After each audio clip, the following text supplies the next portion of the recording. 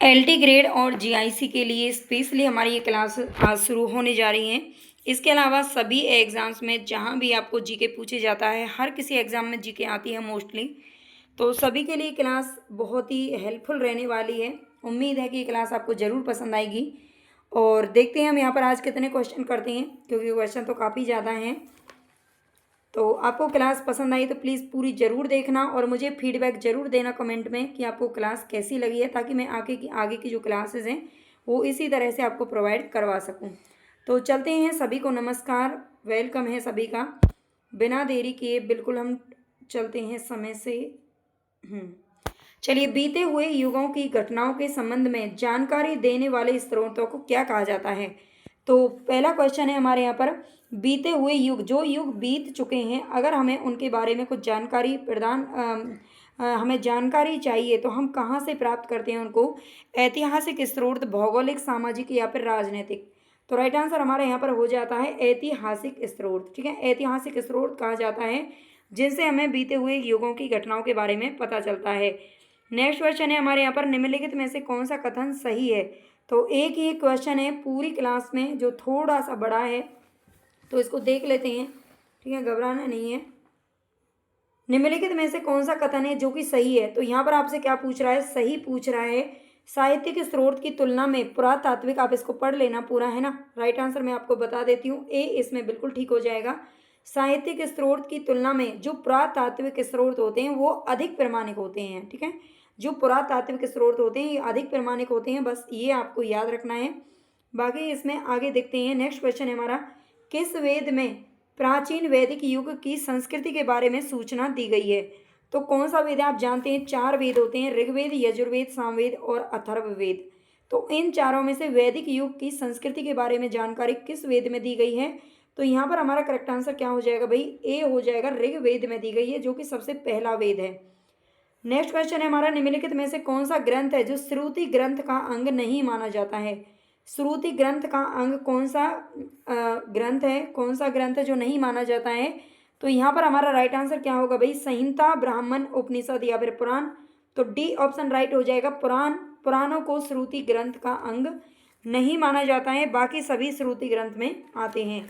Next question है हमारे यहाँ पर, निम्नलिखित में से कौन सा ग्रंथ यह दावा करता है कि जो उस ग्रंथ में है वह विश्व में है और जो उस ग्रंथ में नहीं है वह विश्व में अलभ्य है। ठीक है, कौन सा ग्रंथ ये कहता है कि जो उस ग्रंथ के अंदर दिया हुआ है वह आपको पूरे विश्व में मिलेगा। ठीक है, और जो चीज़ें उस ग्रंथ के अंदर नहीं है वो विश्व में आपके लिए कोई लाभकारी चीज़ नहीं है। ऐसा ये कौन सा ग्रंथ है जो कहता है। तो 5 में हमारा करेक्ट आंसर क्या हो जाएगा भाई, ऋग्वेद, यजुर्वेद, सामवेद या फिर महाभारत। तो 5th में हमारा राइट आंसर हो जाएगा महाभारत। ये महाभारत कहता है। ठीक है, महाभारत आप जानते हैं, महाभारत किसके बीच में हुआ था, कौरव और पांडवों के बीच में हुआ था, और ये 18 दिनों तक इसका युद्ध चला था। वेद व्यास जी इसके कौन है, लेखक हैं, तो ये भी याद रखना। नेक्स्ट हमारा क्वेश्चन है, त्रिपिटक धर्म ग्रंथ किसका है। त्रिपिटक जो धर्म ग्रंथ है ये किससे संबंधित है, आप जानते हैं, क्वेश्चन खूब पूछा जाता है। तो राइट आंसर हमारा क्या होगा 6 में, जैन, बौद्ध, सिख या फिर हिंदुओं का धर्म ग्रंथ नहीं, ये हमारा राइट आंसर हो जाएगा। बौद्धों का धर्म ग्रंथ जो है उसे त्रिपिटक का नाम दिया गया है। नेक्स्ट हमारा क्वेश्चन है, जातक किसका ग्रंथ है। ये जो क्वेश्चन आपको दिख रहे हैं ना, ये बार बार एग्जाम्स में पूछे जाते हैं और 100% ये सीरीज अगर आप डेली करते हैं, ये क्लासेस आपको डेली मिल जाएगी, डेली अपलोड होगी। ठीक है, लाइव क्लास के बारे में भी सोचेंगे, लेकिन अभी लाइव क्लास करने का इसका मेरा इरादा नहीं है फिलहाल, तो है ना, चाहती हूँ लेकिन नहीं कर सकती हूँ भाई। जो लाइव वाले बच्चे हैं तो थोड़ा सा समझने की कोशिश करें, है ना। तो ये रिकॉर्ड क्लास आपको मिलती है, आपको आपका फ़ायदा होना चाहिए, है ना। तो इसको आप जैसे देखना चाहें, जब देखना चाहें तब देख सकते हैं। जातक किसका ग्रंथ है। तो राइट आंसर हमारा 7 में क्या हो जाएगा भाई, जातक। जातक किसका ग्रंथ है, तो राइट आंसर हमारा बौद्ध हो जाएगा, ये बौद्ध धर्म से संबंधित है जातक। नेक्स्ट हमारा क्वेश्चन है, मिलिंद पन्हो, मिलिंद के प्रश्न राजा मिलिंद और किस बौद्ध भिक्षु के मध्य संवाद के रूप में है। ये आपसे कह रहा है कि मिलिंद पन्हो यानी कि मिलिंद के प्रश्न है इसमें, राजा मिलिंद और किस बौद्ध भिक्षु के मध्य संवाद के रूप में दिए गए हैं। मिलिंद पन्हो में कौन कौन से विद्ध बौद्ध भिक्षु और राजा मिलिंद के बीच में ये प्रश्न किए गए हैं। तो राइट आंसर हमारा क्या होगा भाई, इसमें नागसेन, नागार्जुन, नागभट्ट या कुमारिल भट्ट। तो ए ऑप्शन सही हो जाएगा, नागसेन। राजा मिलिंद और जो बौद्ध भिक्षु है नागसेन, इन दोनों के बीच में जो संवाद है वो मिलिंदपनों में मिलिंद के प्रश्न के नाम से प्रसिद्ध है। नेक्स्ट क्वेश्चन है, निम्नलिखित में से किसकी तुलना मैकियावेली के प्रिंस से की जा सकती है? मैकियावेली के प्रिंस से किसकी तुलना की जा सकती है? यहाँ पर आपको कुछ ग्रंथ दे रखे हैं। तो 9 में हमारा राइट आंसर क्या हो जाएगा भाई? कौटिल्य का अर्थशास्त्र। कौटिल्य आप जानते हैं चाणक्य को ही कौटिल्य बोला जाता है, ठीक है। कौटिल्य का जो अर्थशास्त्र है ये राजनीतिक से संबंधित है, ये ध्यान रखना, ठीक है, राजनीति से संबंधित है। कौटिल्य के अर्थशास्त्र में किस पहलू पर प्रकाश डाला गया है? तो इस पर हम अभी बात कर चुके हैं। इसमें राजनीतिक नीतियां दी गई हैं, ठीक है, राजनीतिक दी। और कौटिल्य कौन थे? तो चंद्रगुप्त के प्रधानमंत्री थे, हालांकि उन्हें बनाने वाले भी यही हैं। कलहन की पुस्तक का क्या नाम है? कलहन की पुस्तक का क्या नाम है? 11 में हमारा सही आंसर क्या हो जाएगा? कलहन की पुस्तक का नाम अर्थशास्त्र। अगर अर्थशास्त्र की हम बात करें तो एक कौटिल्य की है और एक इंडिका मेगास्थनीज की है ना। पुराण अलग अलग लिखे गए हैं, जबकि राजतरंगिनी जो पुस्तक है ये कलहन के द्वारा लिखी गई है। नेक्स्ट हमारा क्वेश्चन है, अष्टाध्यायी किसके द्वारा लिखी गई है? तो अष्टाध्यायी किसने लिखी है? वेद व्यास ने महाभारत लिखी है। और पाणिनि की हम बात करें तो पाणिनि ने अष्टाध्यायी लिखी है। और वाल्मीकि ने क्या लिखी है? तो रामायण लिखी है, ठीक है, जो कि संस्कृत में रचित है। महाभाष्य के रचनाकार का क्या नाम है? तो महाभाष्य के रचनाकार कौन है? 13 में हमारा करेक्ट आंसर क्या हो जाएगा? पतंजलि हो जाएगा, ठीक है। कौटिल्य का तो आप जानते हैं अर्थशास्त्र है और पतंजलि ने लिखा है महाभाष्य।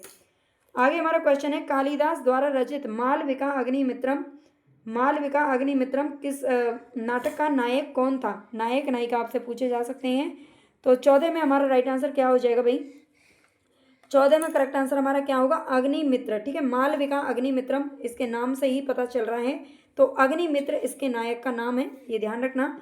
नेक्स्ट क्वेश्चन है, हर्षचरित किसके द्वारा लिखी गई थी? हर्षचरित कालिदास, बाणभट्ट, वाल्मीकि या फिर वेद व्यास? तो हर्षचरित लिखने वाले कौन है? राइट आंसर हमारा हो जाएगा यहाँ पर बाणभट्ट के द्वारा हर्षचरित लिखी गई है। विक्रमांक चरित के रचनाकार का क्या नाम है? विक्रमांक चरित के रचनाकार का क्या नाम है? तो 16 में हमारा राइट आंसर क्या होगा?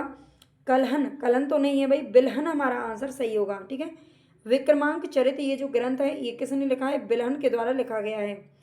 नेक्स्ट हमारा क्वेश्चन है, चंदवरदाई द्वारा रचित ग्रंथ का क्या नाम है? चंदवरदाई। तो चंदवरदाई की अगर हम बात करें तो इन्होंने ग्रंथ लिखा है पृथ्वीराज रासो, ठीक है, जो पृथ्वीराज चौहान है उनके बारे में इसमें लिखा गया है और चंदवरदाई जी ने लिखा है, ठीक है। पृथ्वीराज विजय की अगर हम बात करें तो पृथ्वीराज विजय जयानक कवि के द्वारा लिखा गया है, ठीक है, जयानक कवि के द्वारा लिखा गया है, जो ज़्यादा प्रमाणिक माना जाता है। परमाल रासो के रचनाकार कौन है? तो ये जगनिक कवि हैं। इन सभी को याद रखना, ये आपसे पूछे जाते हैं इतिहास में भी। और बीसलदेव रासो की बात करें तो ये नरपति नाला के द्वारा लिखा गया है, जो हिंदी में भी पूछे जाते हैं और साहित्य में भी, हिंदी में भी पूछे जाते हैं, ठीक है, इतिहास में पूछे जाते हैं। निम्न में से कौन सिकंदर के साथ भारत आने वाला इतिहासकार नहीं था? इनमें से कौन सा इतिहासकार है जो सिकंदर के साथ भारत नहीं आया था? तो 18 में हमारा करेक्ट आंसर क्या हो जाएगा? निरियाकस तो भाई इनके साथ आए थे, ठीक है, निरियाकस साथ में आया था। एनास्क्रीट साथ में आए थे, एनासिक्रीटिस और एरिस्टोबुलस भी इनके साथ आए थे, लेकिन हेरोडोटस इनके साथ में आने वाले इतिहासकार नहीं थे। नेक्स्ट क्वेश्चन है, निम्नलिखित में से किस विदेशी यात्री ने भारत का दौरा सबसे पहले किया था? इनमें से कौन से विदेशी यात्री हैं जिन्होंने भारत का दौरा सबसे पहले किया था? तो 19 में हमारा करेक्ट आंसर क्या हो जाएगा? मेगास्थनीज हो जाएगा, ठीक है। मेगास्थनीज जिन्होंने इंडिका नामक पुस्तक की रचना की है, ये सबसे पहले भारत में आए थे, ये ध्यान रखना। नेक्स्ट हमारा क्वेश्चन है यहाँ पर, मेगास्थनीज की पुस्तक का क्या नाम है? तो ये इंडिका है, ये अभी हम बता चुके हैं, ठीक है, इंडिका इनकी पुस्तक का नाम है। आगे हमारा क्वेश्चन है, जियोग्राफिया की रचना किसने की थी? जियोग्राफिया की रचना करने वाले कौन है? तो 21 में हमारा करेक्ट आंसर क्या हो जाएगा? हेरोडोटस, मेगास्थनीज, स्ट्रेबो या प्लिनी? तो सी ऑप्शन हमारा बिल्कुल ठीक है। जियोग्राफिया नामक जो पुस्तक है इसकी रचना करने वाले हैं स्ट्रेबो। नेक्स्ट क्वेश्चन, प्लिनी की पुस्तक का क्या नाम है? तो प्लिनी की पुस्तक का क्या नाम है भाई? 22 में हमारा करेक्ट आंसर क्या हो जाएगा? नेचुरलिस हिस्टोरिया, ठीक है, नेचुरलिस हिस्टोरिया हमारा आंसर प्लिनी की पुस्तक है। पेरिप्लस ऑफ एरिथ्रियन सी की रचना किसने की है? ये पुस्तक का नाम है पेरिप्लस ऑफ एरिथ्रियन सी, इसकी रचना किसने की है? तो 23 में हमारा करेक्ट आंसर क्या होगा भाई? 23 में सही हो जाएगा अज्ञातनामा, यूनानी लेखक ने किया, ठीक है। अज्ञातनामा का मतलब है कि इनके बारे में लेखक का नाम नहीं जानते हैं, ठीक है, अज्ञात नाम है कोई। यूनानी लेखक हैं, इतना पता है बस। आगे हमारा क्वेश्चन है, फाइयान कहाँ के निवासी थे? फाइयान कहाँ का रहने वाला था? तो 24 में हमारा सही आंसर क्या हो जाएगा? ये हो जाएगा चीन। ये चाइना का रहने वाला था फाइयान, ये ध्यान रखना। नेक्स्ट क्वेश्चन है, फाइयान किसके शासनकाल में भारत आया था? फाइयान किसके शासनकाल में भारत आया था?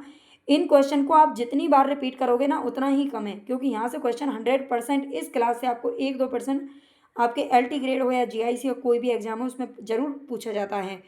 तो फाइयान किसके शासनकाल में भारत आया था? तो 25 में हमारा करेक्ट आंसर क्या होगा भाई? ये चंद्रगुप्त द्वितीय के शासनकाल में भारत आए थे। ठीक है, जो फाइयान है चाइना निवासी है और ये चंद्रगुप्त द्वितीय के शासनकाल में भारत आए थे, ये ध्यान रखना।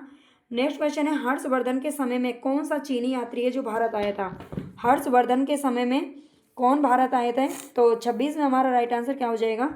ये हेन सांग हो जाएगा। ठीक है, हेन सांग इसमें हमारा सही होगा। हेन सांग के नाम से भी इसे जानते हैं, हेन सांग। ठीक है, इस तरह से सीधा सीधा लिख दिया जाता है। और नेक्स्ट हमारा क्वेश्चन है, 9वीं सदी में भारत आए अरब यात्री सुलेमान ने किस साम्राज्य को रूहेमा कहकर के संबोधित किया था?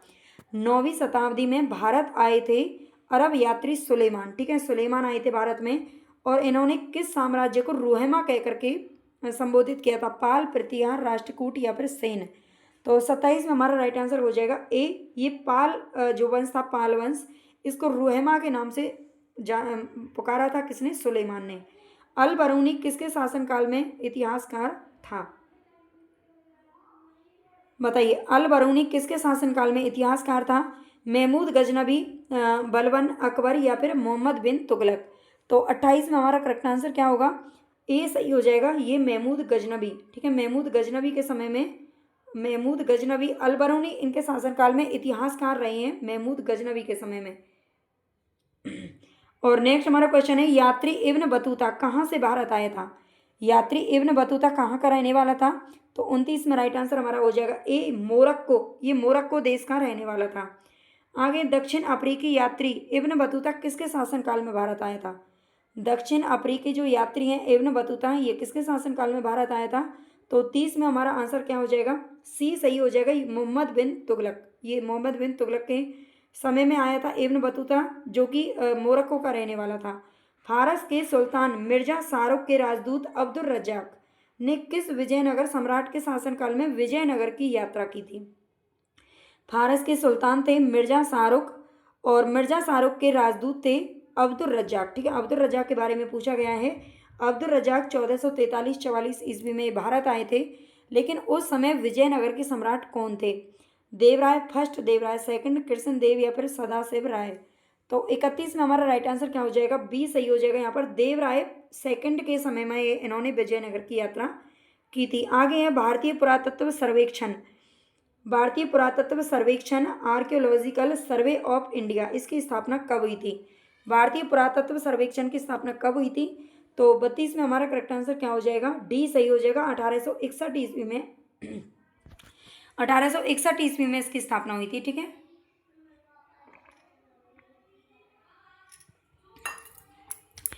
नेक्स्ट हमारा क्वेश्चन, आपको क्लास कैसी लगी है कमेंट में मुझे ज़रूर बताना। लाइक कर देना, अगर अच्छी लगे तो हाइप जरूर कर देना और कमेंट में ज़रूर बताना। ठीक है, भारतीय पुरातत्व का जनक किसे कहा जाता है? तो भारतीय पुरातत्व का जनक किसको माना जाता है? Alexander Cunningham, James Prinsep, John Marshall या फिर मार्टिमर व्हीलर। तो 33 में हमारा सही आंसर क्या हो जाएगा? ए सही हो जाएगा। अलेक्जेंडर जो कनिंघम है, इनको भारतीय पुरातत्व का जनक माना जाता है। नेक्स्ट है, निम्नलिखित विद्वानों में हड़प्पा सभ्यता का सर्वप्रथम खोजकर्ता कौन थे? इन विद्वानों में हड़प्पा सभ्यता का सर्वप्रथम खोजकर्ता कौन थे? Sir John Marshall, RD Banerjee, A Cunningham, Dayaram Sahni.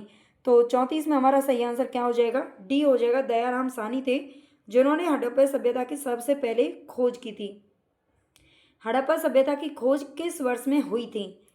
अब आपसे क्वेश्चन बदल के थोड़ा सा पूछ रहा है, तो 35 में हमारा सही आंसर क्या हो जाएगा? बी हो जाएगा। 1921 ईस्वी में दयाराम साहनी के द्वारा ये खोज की गई थी। सिंधु घाटी सभ्यता को खोज निकालने में जिन दो भारतीयों का नाम जुड़ा हुआ है, सिंधु घाटी सभ्यता को खोज निकालने में कौन कौन से भारतीयों का नाम शामिल है?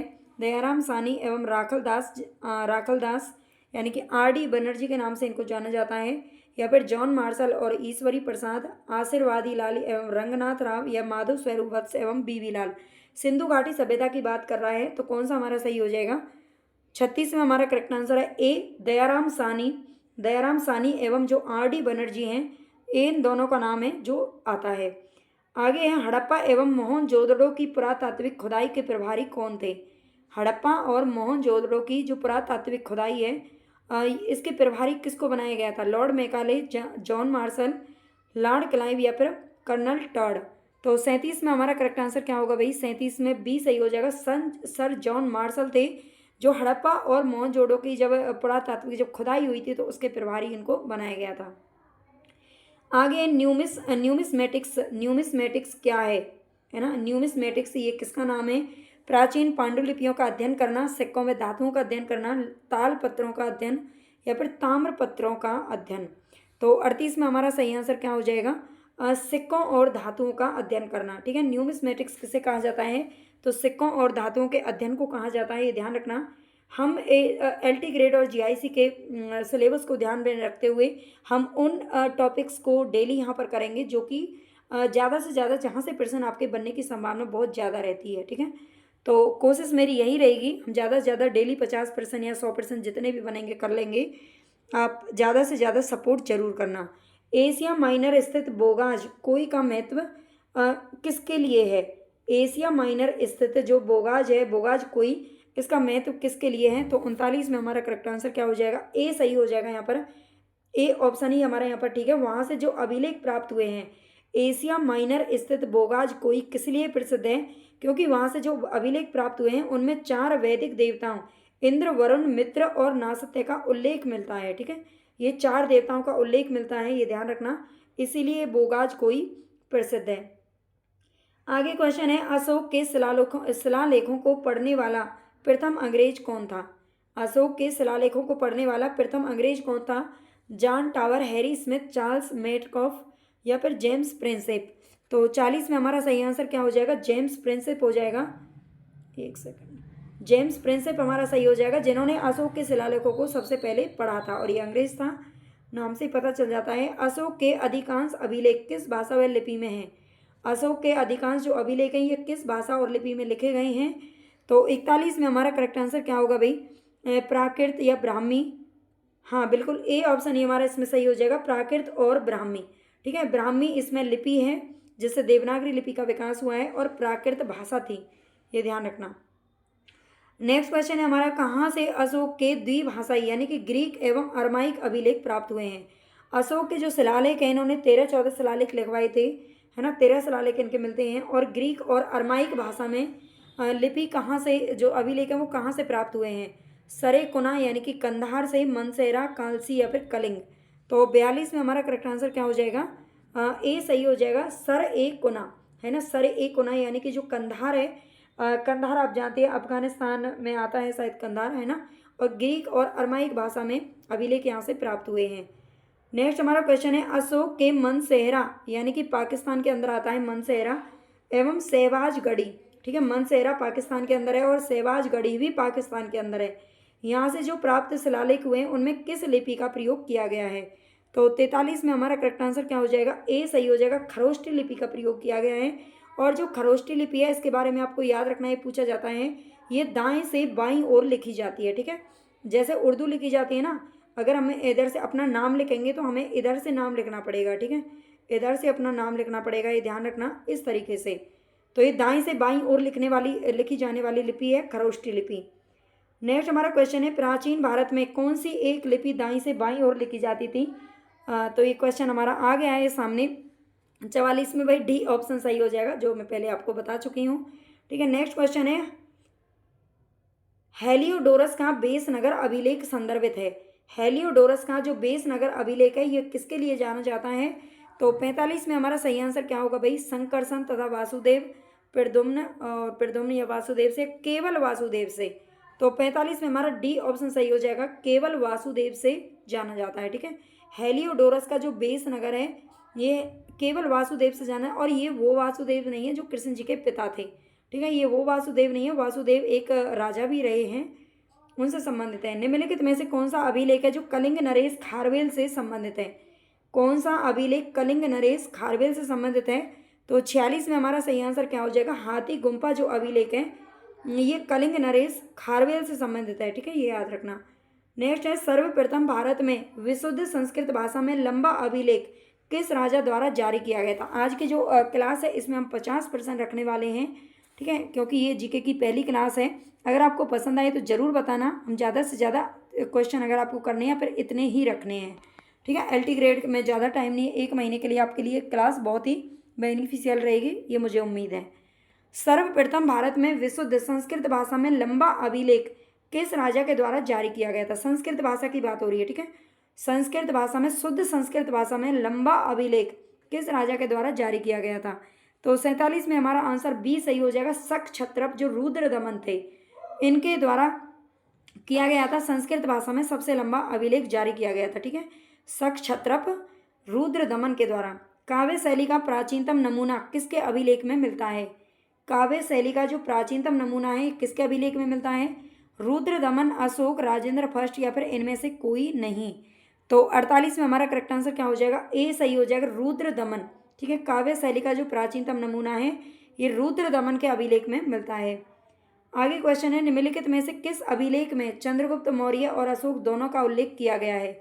चंद्रगुप्त मौर्य और अशोक दोनों का उल्लेख किस अभिलेख में किया गया है? तो 49 में हमारा करेक्ट आंसर क्या हो जाएगा? बी सही हो जाएगा, महाक्षत्रप रुद्र दमन का जो जूनागढ़ अभिलेख है। ठीक है, रुद्र दमन का जो जूनागढ़ अभिलेख है इसमें चंद्रगुप्त मौर्य और अशोक दोनों का उल्लेख मिलता है, ये ध्यान रखना। नेक्स्ट हमारा 50वां क्वेश्चन है, समुद्रगुप्त की सैनिक उपलब्धियों का वर्णन उसके किस अभिलेख में उपलब्ध है? तो समुद्रगुप्त की सैनिक उपलब्धियों की अगर हम बात करें तो इनका वर्णन किस अभिलेख में मिलता है? एरन, गया, नालंदा या फिर प्रयाग। तो 50 में हमारा करेक्ट आंसर क्या हो जाएगा भाई? 50 में सही आंसर हमारा हो जाएगा डी, ये प्रयाग के अभिलेख में मिलता है। ठीक है, सैनिक उपलब्धियों का वर्णन किस में मिलता है? तो प्रयाग अभिलेख में मिलता है। तो 50 क्वेश्चन हमारे कंप्लीट हो चुके हैं। अगर आपको अच्छी लगी है क्लास तो प्लीज़ लाइक शेयर ज़्यादा से ज़्यादा करना, है ना। जितना ज़्यादा आप सपोर्ट करेंगे उतना ही अच्छी क्लासेस यहाँ से आपको मिल जाएगी। तो धन्यवाद। डेली आपको एक ही टाइम पर ये क्लास है जो अपलोड हो जाएगी। आप इसे कभी भी आराम से लाइव ऑनलाइन, मतलब आपको लाइव की टेंशन नहीं रहेगी, कभी भी देख सकते हैं। लाइव क्लास हमारी चलती है, जो बच्चे नहीं हैं उनके लिए बता देती हूँ, 12 बजे डेली, 1 मिनट, 12 बजे हमारी डेली लाइव क्लास चलती है। ठीक है, जिसमें हम प्रैक्टिस सेट करते हैं। LT ग्रेड, GIC या कोई भी अगर आपका एग्ज़ाम आप दे रहे हो तो उसके लिए बहुत ही इम्पोर्टेंट ये क्लास रहती है। तो इससे भी आप जुड़ सकते हैं 12 बजे प्रतिदिन। ओके, धन्यवाद, नमस्कार। अच्छी लगी हो तो लाइक शेयर ज़रूर कर देना।